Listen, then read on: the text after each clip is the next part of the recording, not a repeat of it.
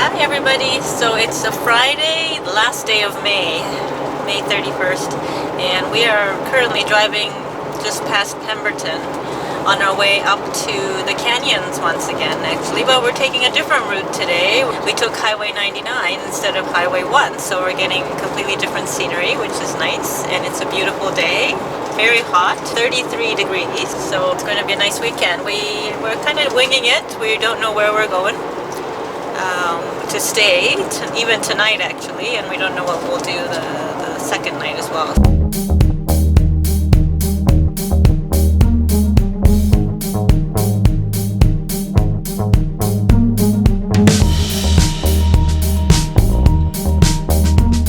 We're heading up to the Fraser Canyon area. We really enjoyed it there a few weeks ago. Last week we actually took a break from van travel and did a nice hike about halfway between Whistler and Squamish, so Garibaldi Park area. We went in, hiked up for a couple hours through the forest, then got up into the snow, got up to an area called Taylor Meadows where the snow's still a meter deep, which sounds like a lot, but it's actually quite a bit less than normal for this time of year. And had a nice lunch in a meadow. What was really nice actually was the fact that with the warm weather, because it was probably 25 while we were there sitting in the snow, a lot of the snow's melting and the creeks are running, so we got some beautiful views of water and waterfalls, and it was just really nice. It was a great hike, and now we're back here heading out to the Fraser Canyon, going through the beautiful valley here in Pemberton, which is just gorgeous.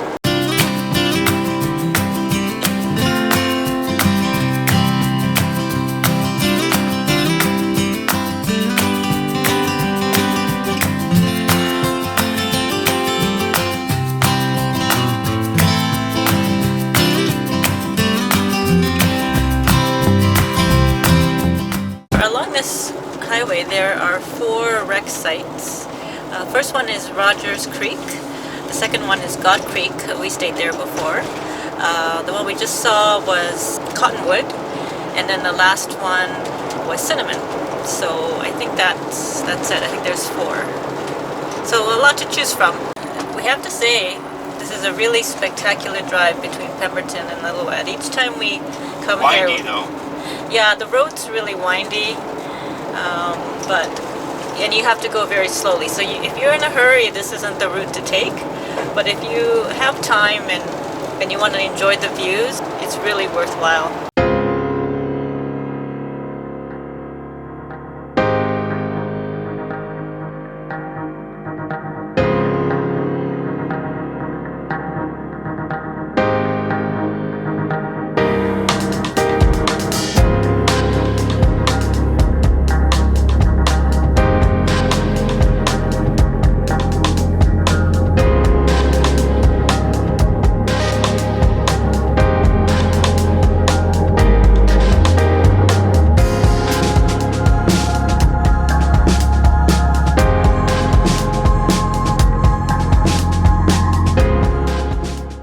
Found a spot. It's actually not bad. There's still quite a few available still. Had to move that branch out of the way so that Gordon could back in. Nice spot. Could have gone over there too, but it's right next to the washroom, so I think this is fine. You can hear the creek. And the great part about it is this campground is free. You do have to register, but since it's so hot today, even though there's a nice breeze, I didn't really want to cook anything, so we're just having simple Gordon with the salad, and I've just got a wrap, bunch of vegetables, and tofurkey deli slices for me.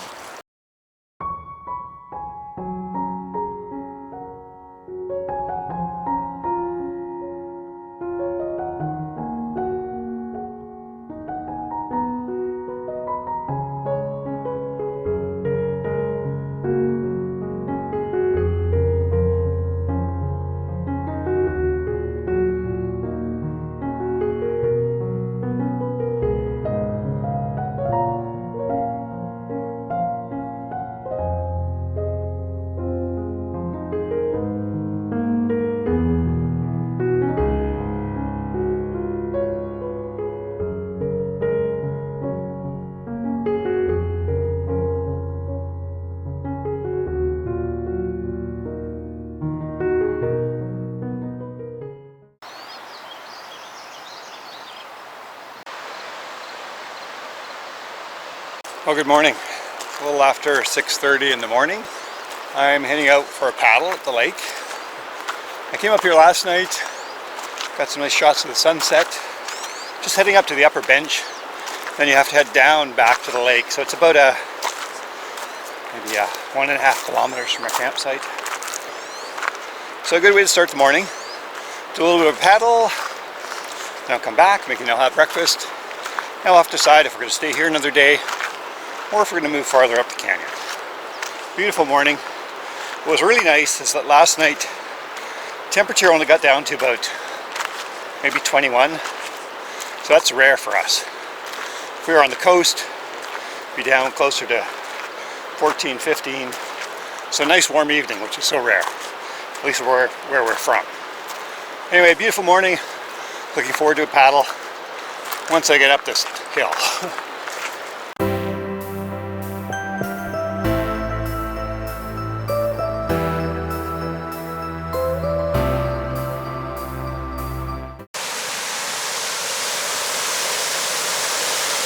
Part of the water from the electrical generation. There are a number of generating stations in this the Seton Dam. I think the Seton Lake is actually a dammed lake, and then there's power generation back there, and that's why the water's coming through here.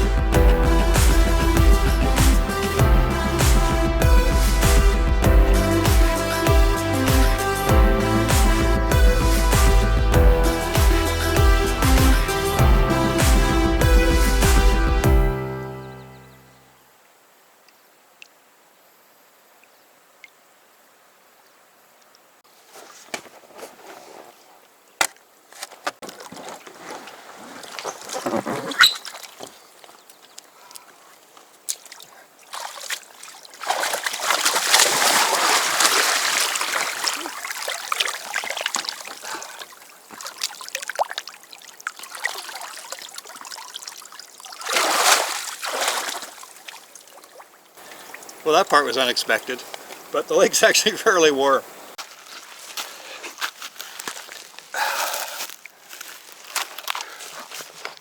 What a gorgeous morning. Gorgeous spot up here on the rock overlooking the lake. And a gorgeous way to start your day with an impromptu bath. Time to head back. Mickey's probably getting a little bit worried, and I'm getting kind of hungry.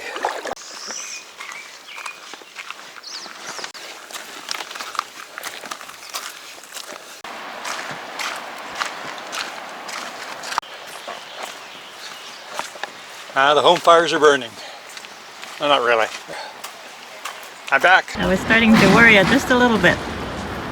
I went quite a ways down the lake, and I got a little wet, but that's part of the thing about paddling. It was great. It was just gorgeous. I really liked it.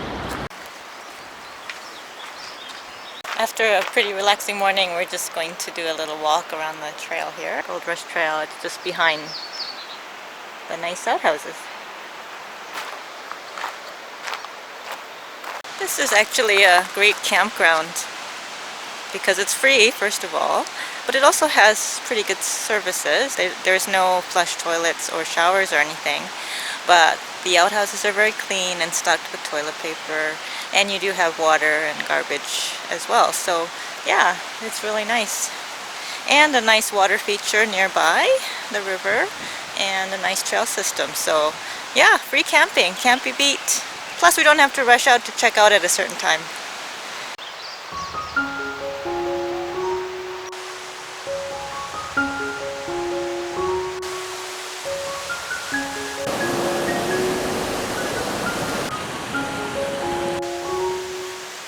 We're side of the bridge. Yeah, and there's a trail actually on the other side of the river, so we'll try that. Not allowed to camp or picnic out here. I think it all belongs to BC Hydro, the kind hosts for our free campground. We're dressed like twins today. Yeah. I have a pink shirt. But... Yeah, we like our bug shirts actually. They're really good. I think they also have SPF. And they have good pockets. Good for tick areas. So we're starting to see the buildings in Lillooet as we walk along this road. Probably like, what, 3-5 kilometers away. Yeah, we're just saying that this might be a nice bike ride into town from the campground. But we don't know actually where it comes out. So we'll probably check it out on Google Earth at some point. But yeah, if we had bikes, it'd be nice to just ride down here and see where it comes out. And if it comes out near Lillooet, it'd be a great way to get from the campground to town.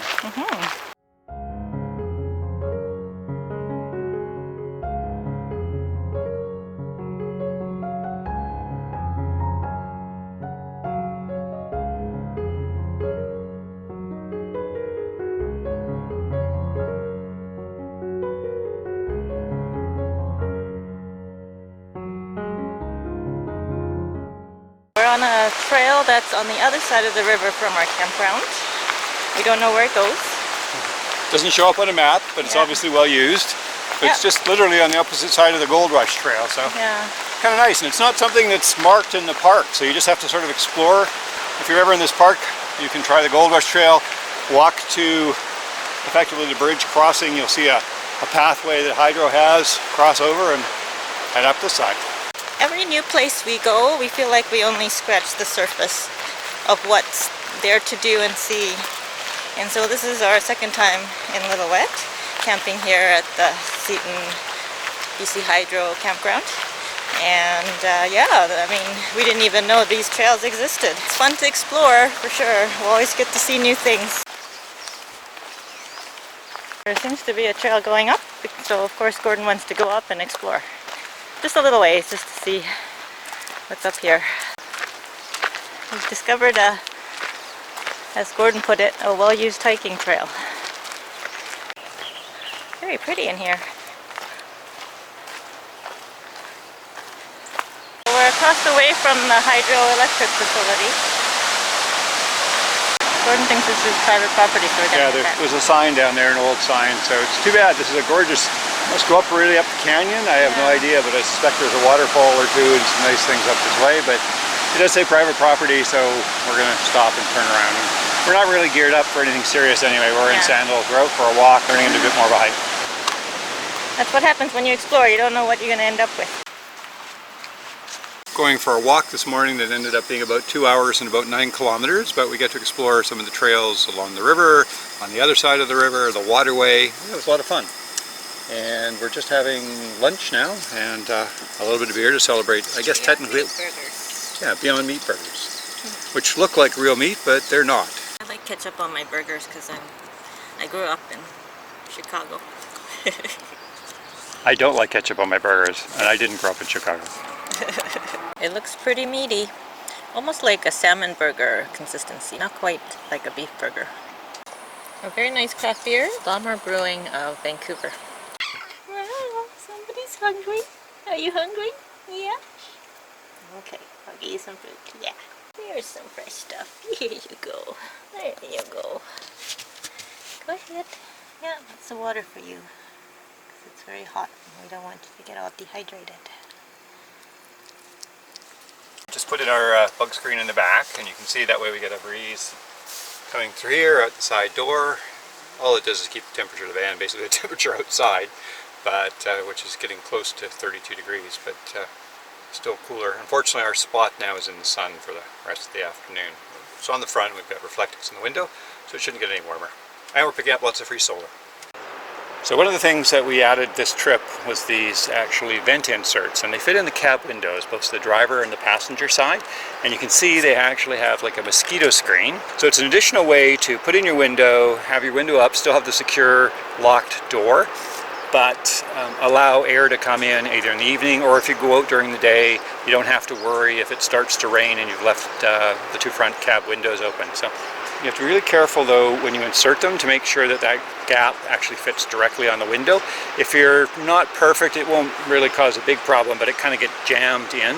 Ideally, you just want to make sure the glass sits on top. I'll show you what the passenger windows one looks like when it's put in place. Okay, you can see what this one looks like installed.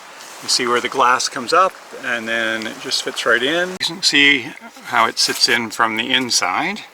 Just show like window, literally, you can see the window has slid out and this has just stayed in place. So ideally you just want to insert it like this and then very carefully, normally what I will do is I will actually, it's hard to do because I'm doing this one-handed right now, just make sure that it sits right on the window perfectly. So you want to get that little gap. And here it's not hitting quite right there. Easier to do, it's a little lower. There you go. There. You can even feel on the other side to make sure it's inserted. Once you've got it in, take the window up slowly. There we go. Now you've got the air that can come in, mosquito screen, and if it rains, it's not an issue. As a kid, we used to put all our meals in tin foil and then throw them in a fire. So we're trying something similar, but in our backpack grill. We'll let you know how it turns out. It smells good. Wow, perfectly done.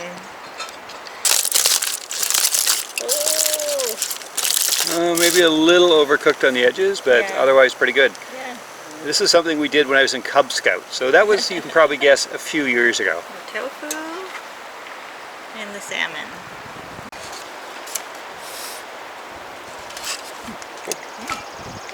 It was a success. We finished everything. Well, except for the odd little, there's a couple pieces, but not very many, like 2 or 3. The rest was great. Very tasty. Yes, I think we'll adjust to 15 minutes next time. Yeah, maybe 18, something like that. And look at our view. Pretty spectacular. Making s'mores. This is from my childhood memory from camp. S'mores. The chocolate marshmallow. Chocolate, Mickey pointed out that you want the marshmallow hot enough that it melts the chocolate. And gooey enough to get your fingers sticky. And your mouth.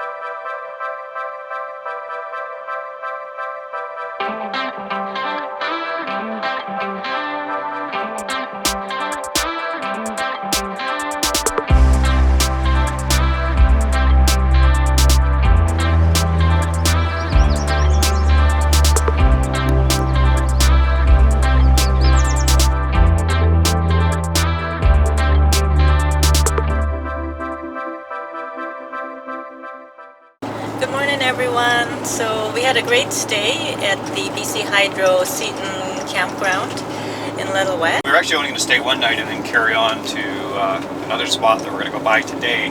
But it's just so nice there with the weather, the campsites, the places you can walk, paddling. It's just great. I could go back there and spend 5 days. We came up with a return route, which should be interesting. So it'll take us places where we haven't been. And first of all, we're going to head over to Cache Creek on Highway 99, which we're doing right now, and we have done this before. But from Cache Creek, we're going to take Highway 1 and then Highway 8 down to Merritt, and then we're going to take the Coquihalla Highway back, which is a lot faster for us. So enjoy the ride with us.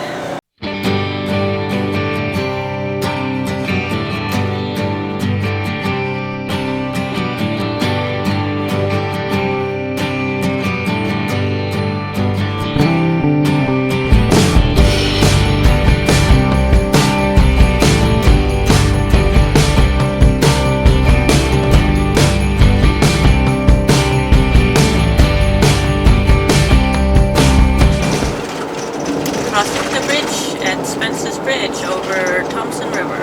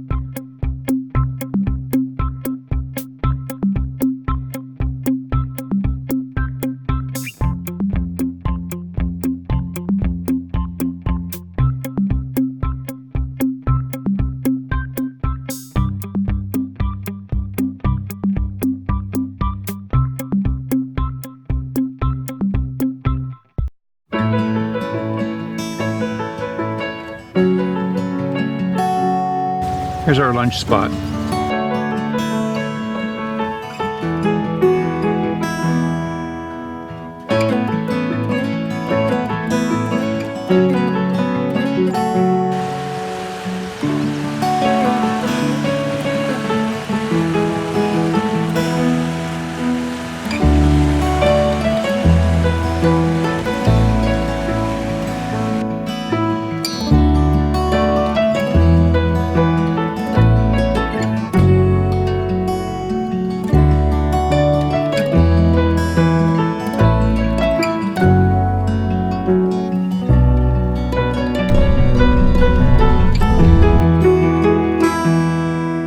I think the reason why we came this way through Coquihalla is to get more vegetarian samosas, homemade, at the Britton Creek rest stop. And Gordon wolfed down his hot dog. I was hungry. Thanks for joining us on our journey this weekend. If you enjoyed our video, please be sure to give us a thumbs up. And if you haven't subscribed, please do so. We'll see you next time.